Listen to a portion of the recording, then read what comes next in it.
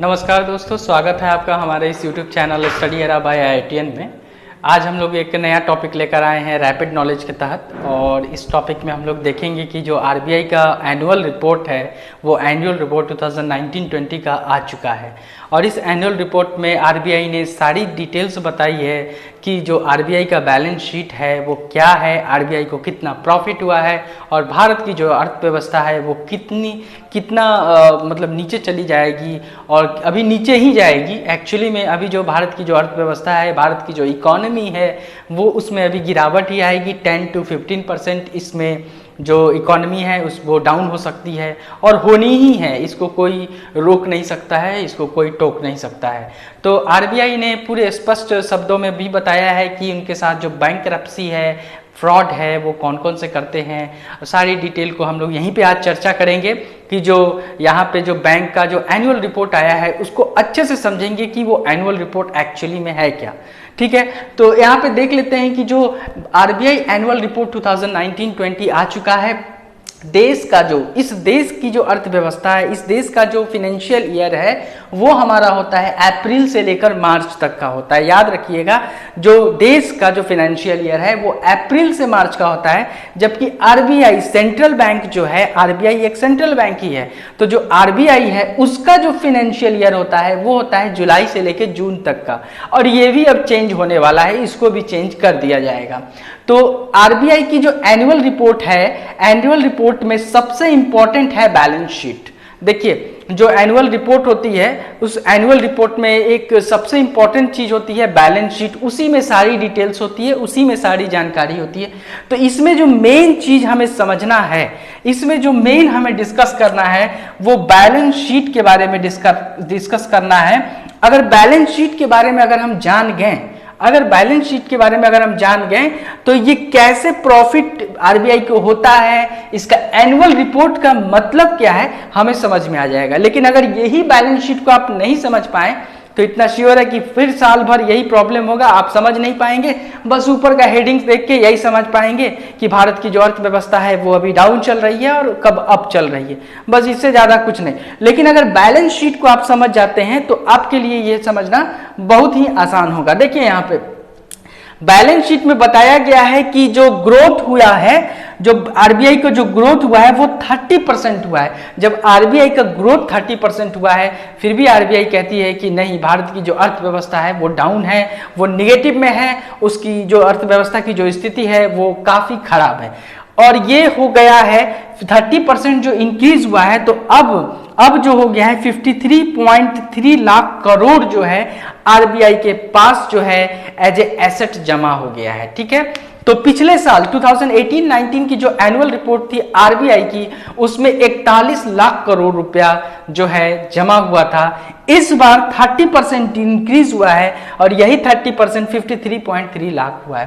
आइए, मैंने आपसे कहा है कि जो बैलेंस शीट होती है उसमें मेनली दो चीजें होती है। मैंने आपको कहा है कि बैलेंस शीट, देखिए इस बैलेंस शीट को समझना बहुत जरूरी है। ये समझ गए, एनुअल रिपोर्ट में आपको कभी भी कोई भी प्रॉब्लम नहीं आएगी। ठीक है, और बहुत ही आसान है, बहुत ही आसान है, ये आप अपने डे टू डे लाइफ में यूज करते हैं। तो बैलेंस शीट में हमेशा दो चीजें होती हैं, एक होती है लायबिलिटी, और दूसरा होता है एसेट्स। एक होती है लायबिलिटी, दूसरा होता है एसेट। लायबिलिटी का मतलब क्या होता है? इसका मतलब होता है कि आपने कितना उधार लिया है, आपने किसी से कितना उधार लिया है। ठीक है, अभी इतना ही समझिए, ज्यादा डाउट हो रहा है अभी थोड़ी देर रुकिए, पूरा क्लियर हो जाएगा। एसेट में क्या होता है? इसका मतलब होता है आप किसी चीज के मालिक हैं। बाय द चांस सपोज कीजिए कि आपने एक जमीन खरीदी और उस जमीन की कीमत है 1 करोड़ रुपए। आपने जमीन तो खरीद ली 1 करोड़ रुपए, तो आपकी वो जमीन जो है वो क्या हुआ? आप उस जमीन के मालिक हुए, आप इस जमीन के मालिक हुए और वो जमीन आपकी है। ठीक है, वो संपत्ति आपकी हुई। लेकिन क्या वाकई में वो संपत्ति आपकी हुई?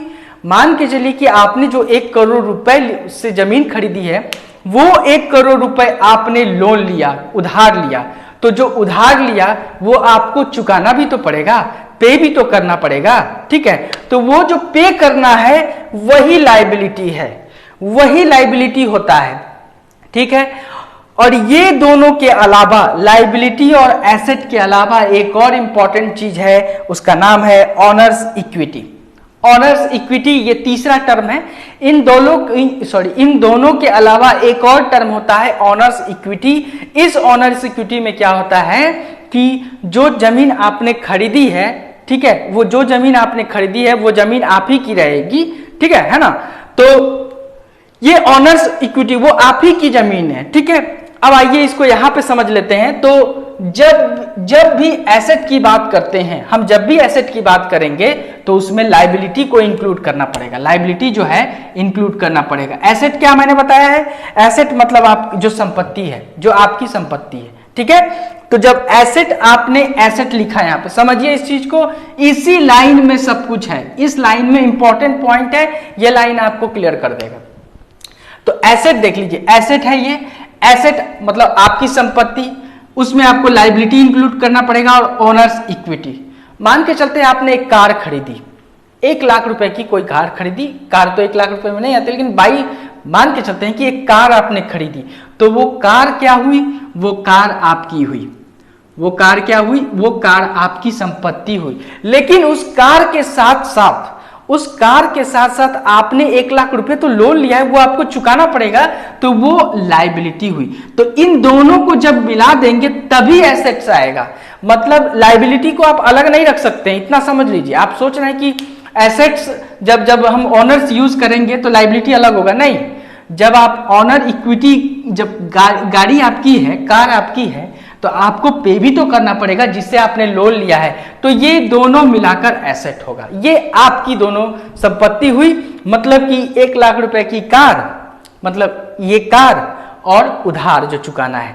तो इसमें से अगर लायबिलिटी मतलब 1 लाख रुपए जो आपने उधार लिया है वो अगर आप चुकता कर देंगे, तब आपकी ओरिजिनल जो एसेट है वो हो जाएगी। अगर डाउट हो रहा है तो समझ लीजिए कि एसेट का मतलब होता है liability plus owner's equity. Owners equity मतलब कार तो आपने खरीद ली और जितना आपने कर्जा लिया है, जितना उधार लिया है, वो आपको चुकाना पड़ेगा। यही काम बैंक के पास हुआ है, यही काम आरबीआई के साथ हुआ है। ये जो 53.3 लाख करोड़ आप देख रहे हैं, ये जो 30% आप देख रहे हैं, इसमें और लोगों का भी पैसा है, इसमें और लोगों की भी चीजें हैं, इसमें लायबिलिटीज भी इंक्लूडेड है। लायबिलिटीज मतलब क्या, आरबीआई ने भी तो किसी से पैसा लिया होगा, किसी से उधार लिया होगा, और जिनसे उधार लिया होगा उनको वापस करना पड़ेगा, उनको चुकाना पड़ेगा। लेकिन ये जो पूरा जो 53.3 लाख करोड़ है, ये एक्चुअली में एसेट दिखाया है उसने, टोटल एसेट। उस टोटल एसेट में लायबिलिटी भी है और ओनर्स इक्विटी भी है, ठीक है। तो यहां पे देख लीजिए कि आरबीआई के पास जितना भी हिस्सा है, मतलब ये जो 53.3 लाख करोड़ का जो हिस्सा है, उसमें 71.25% जो है फॉरेन करेंसी एसेट्स है एंड गोल्ड का हिस्सा है। फॉरेन करेंसी और क्या है, गोल्ड का हिस्सा है। तो एसेट में जो है इंक्रीज हुआ है due to domestic and foreign investment. जो एसेट में इंक्रीज हुआ है उसका एक सबसे बड़ा जो कारण है वो है डोमेस्टिक एंड फॉरेन इन्वेस्टमेंट, ठीक है, डोमेस्टिक एंड फॉरेन इन्वेस्टमेंट। अब देख लीजिए एक चीज की, जब एसेट की बात हो रही है, इसका मतलब ये नहीं है कि सभी कुछ आरबीआई का है। मैंने आपसे पहले ही कहा है, जब आप गाड़ी खरीद रहे हैं तो ऐसा थोड़ी ना है कि गाड़ी भी आपकी है और आपको पैसा भी नहीं चुकाना है। जी नहीं, गाड़ी ठीक है आपकी है, लेकिन आपको पैसा भी चुकाना है, और जो पैसा चुकाना है वो आपकी लायबिलिटीज है, यानी कि उधार जो आपने लिया है वो आपको चुकाना है। तो उसी तरह आरबीआई का भी सेम काम है, आरबीआई को वापस करना है। इस 53.3 लाख में से, करोड़ में से, 53.3 लाख करोड़ में से उसने जितने से उधार लिया है, जितने से पैसा लिया है, उनको वापस भी करना है, ठीक है। तो आरबीआई को भी पे करना होता है, क्योंकि लायबिलिटी भी तो होता है। मैंने आपको बताया कि लायबिलिटी भी तो होता है। अब इसमें बहुत सारी बात है, जो आरबीआई ने नए नए करेंसी जो उसने इशू किए हैं, आपने देखा होगा नए नोट जो उसने इशू किए हैं, जो भी नए नोट इशू किए हैं उन सब उनका पे करने, उनके लिए पे करना पड़ेगा। दूसरी बात क्या है, गोल्ड का दाम दिन पर दिन बढ़ता जा रहा है, ठीक है, गोल्ड की वैल्यू लगातार बढ़ती जा रही है, ठीक है।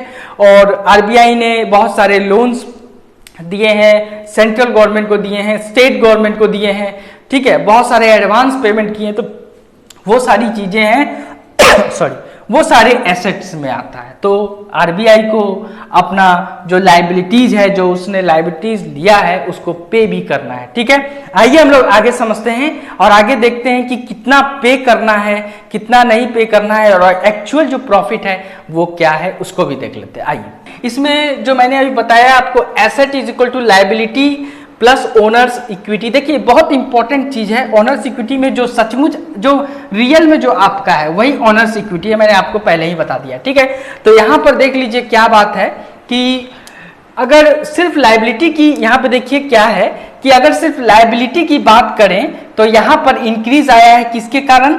Due to increase in note issued. यहां पर लायबिलिटी की अगर हम बात करें तो लायबिलिटी में इंक्रीज आया है वो नोट के छापने के कारण।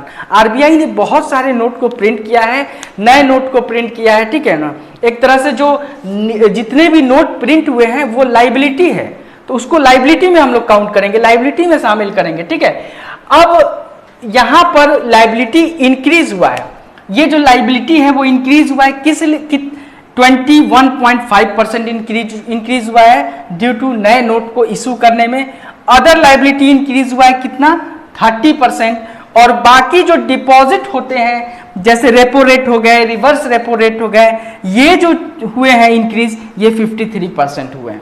ठीक है, अब देखिए यहां पे इंटरेस्टिंग फैक्ट आपको पता चलेगा क्या कि इस साल का जो इनकम है, अब यहीं से कैलकुलेट हो जाएगा कि वाकई में आरबीआई को कितना प्रॉफिट हुआ है। वो जो 30% स्टार्टिंग में जो लिखा हुआ है कि 30% हुआ है, उसका अब हम लोग देखेंगे कि वाकई में कितना हुआ है।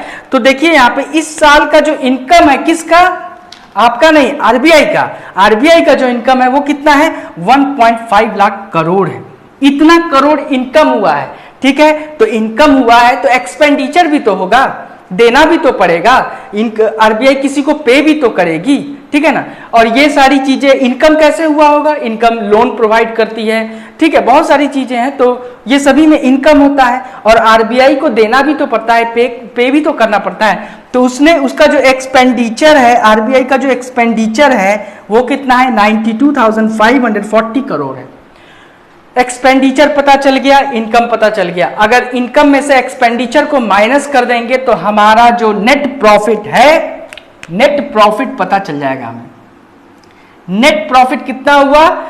आरबीआई को 57,128 करोड़ जो है प्रॉफिट हुआ है, और आरबीआई ने इस प्रॉफिट के अमाउंट को सेंट्रल गवर्नमेंट को ट्रांसफर कर दिया है। क्योंकि सेंट्रल गवर्नमेंट को ट्रांसफर कर दी, क्यों ट्रांसफर किया है? इसीलिए क्योंकि सेंट्रल गवर्नमेंट ही तो ओनर है। असल में जो ओनर है आरबीआई की वो तो सेंट्रल गवर्नमेंट ही है। ठीक है ना, तो अब यहां पे हम आ जाते हैं कि इस एनुअल रिपोर्ट के अंदर क्या कहा गया है।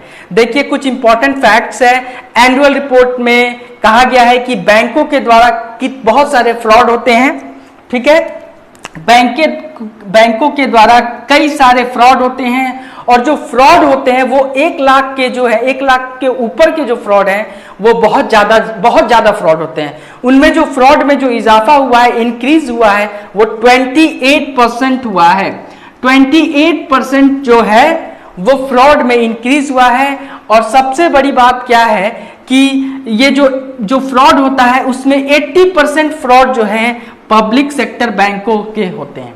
पब्लिक सेक्टर बैंकों से 80% फ्रॉड होते हैं। और ये जो फ्रॉड है इसके बारे में पता लगाने में एवरेज जो टाइम है, क्योंकि किसी फ्रॉड को पता करने में, सारा डिटेल निकालने में 1 साल, 2 साल, 10 साल, 8 साल लग जाते हैं, तो एवरेज अगर देखा जाए तो 2 साल लग रहे हैं। एवरेज की मैं बात कर रहा हूं, this is not the actual, this is the average year है। अब देखिए कि इस एनुअल रिपोर्ट में इकोनॉमी की भी बात की गई है। इकोनॉमी क्या है? इकोनॉमी नेगेटिव रहेगी। एनुअल रिपोर्ट में साफ ही कह दिया गया है कि जो इकोनॉमी है वो कॉन्ट्रैक्शन रहेगा, इन द सेंस कि वो जो इकोनॉमी है वो निगेटिव रहेगी। इन्फ्लेशन हाई रहेगा।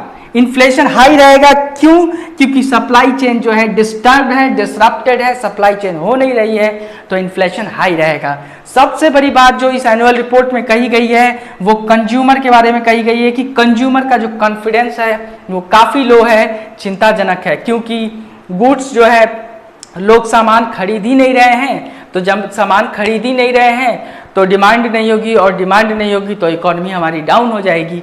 बहुत सारे लोगों की जॉब चली जा रही है, जॉब जा रही है, तो कुछ खरीदने में इंटरेस्ट ही नहीं है। जब इंटरेस्ट नहीं है तो क्या करेंगे? कंज्यूमर का कॉन्फिडेंस तो लो रहेगा ही। जब आप एग्जाम में जाते हैं एग्जाम देने के लिए, अगर आपका कॉन्फिडेंस हाई रहता है तो एग्जाम निकालने के चांसेस बढ़ जाते हैं। लेकिन अगर कंज्यूमर का कॉन्फिडेंस ही लो रहेगा तो वो कैसे कोई सामान को खरीदेंगे? तो यहाँ पर एनुअल रिपोर्ट में अच्छे से बता दिया गया है कि ये सारी चीजें होने वाली हैं और जो इकोनॉमी है वो नेगेटिव मतलब डाउन होगी, 10 to 15% मिनिमम डाउन होने वाली है। फिर से जितनी भी इकोनॉमी है फिर से डाउन होगी। सबसे बड़ी बात इसमें एक और बात कही गई है कि 2000 के जो नोट्स हैं उन्हें छापना बंद कर दिया गया है। 2019-20 में कोई भी 2000 के नोट प्रिंट नहीं किए गए हैं। नोट के सप्लाई में भी कमी आई है लॉकडाउन के कारण, कोरोना वायरस के कारण जो लॉकडाउन हुआ है उसमें लोगों की खरीदारी काफी कम हो गई है और जो कैश का जो चलन था वो कम हो गया है। इसी के कारण 2000 नोट का कोई भी प्रिंट आरबीआई अभी नहीं कर रही है। ठीक है, ऐसा नहीं है कि अगर आप बैंक में जाएंगे तो बैंक नहीं लेगी, ऐसा कुछ नहीं है। बैंक को एक्सेप्ट करना है, उससे कोई भी रिलेशन नहीं है। ये सिर्फ और सिर्फ एनुअल रिपोर्ट है आरबीआई की। तो ये सारे जो थे ये एनुअल रिपोर्ट थे आरबीआई के 2019-20 के। और सबसे इंपॉर्टेंट जो था बैलेंस शीट था, क्योंकि बैलेंस का इसमें जो बैलेंस शीट में जो वर्ड है बैलेंस मतलब क्या होता है कि जब आप अपना अकाउंट देखते हैं तो पासबुक में अगर देखेंगे तो उसमें बैलेंस लिखा होता है। बैलेंस मतलब कितना अमाउंट आपके पास है अभी फिलहाल, तो वही सेम केस यहाँ पे आरबीआई के पास है। इनकम में से एक्सपेंडिचर घटा दिया गया तो कितना बैलेंस बचा, यही बैलेंस है, यही एक्चुअल बैलेंस है। और आपको याद क्या रखना है कि asset is equal to liability plus owner's equity. जितना भी लायबिलिटी आप लेते हैं, उधार लेते हैं, और जो सामान आप खरीदते हैं, लायबिलिटी तो आपको वापस देना ही पड़ेगा एट लास्ट। तो इसी के साथ हम अपने इस वीडियो को यहीं पे रोकते हैं और नेक्स्ट टॉपिक में हम कुछ और भी लेकर आएंगे आपके लिए, ताकि आपको इसके बारे में बता सके। तब तक के लिए thank you and have a nice day.